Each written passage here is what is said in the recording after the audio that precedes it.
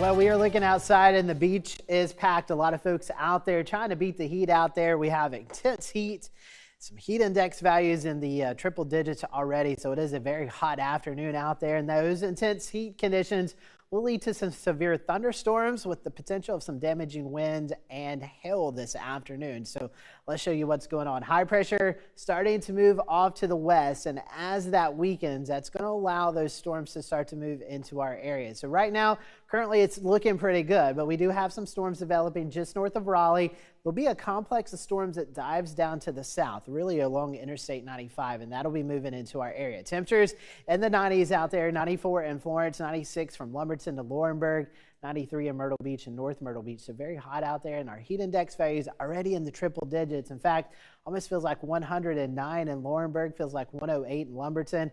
Feels like 106 here in Myrtle Beach. So the heat is there, and that is the one thing that we need for these thunderstorms, the energy out there. And you can see that extreme heat warning up along the PD. Everybody else, or the border belt, everybody else in the PD and the Grand Strand with that heat advisory. And we're expected to see those heat index values stay in the triple digits this afternoon. And remember, we get in that serious category. That's where your body will start to tell you, hey, there's something going on. I need to take a break from the heat. So if you start to feel a headache, nauseous, dizziness, weakness, you definitely want to get inside as the heat really builds in. So let's watch these storms as they play out this afternoon from 5 o'clock to about 7 o'clock. We see them moving into the area.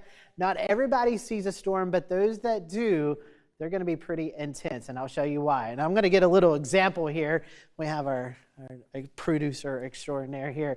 Imagine this bottle of Diet Coke, and this is full of energy. And so if I was to shake this up, you know what happens. It really expands out. And that's what we're seeing out there. We have a lot of energy out there, and eventually this cap's going to pop off. And when it pops off, that's when we're going to see those thunderstorms really blossom this afternoon. And some of those storms could produce some fairly damaging winds as well as some hail out there. So that's what's going to happen as these storms grow really tall. They get some lightning in them, some hailstones, and eventually those updrafts weaken once it can't sustain that lift anymore, and they produce very gusty winds here at the surface. And that's why we have that threat of seeing some damaging winds across our area. And you can see that level 2 risk here for the Grand Strand back into the PD, at level 3 risk just to the west of us over the Midlands into western North Carolina. So we do have that potential again today for those severe storms.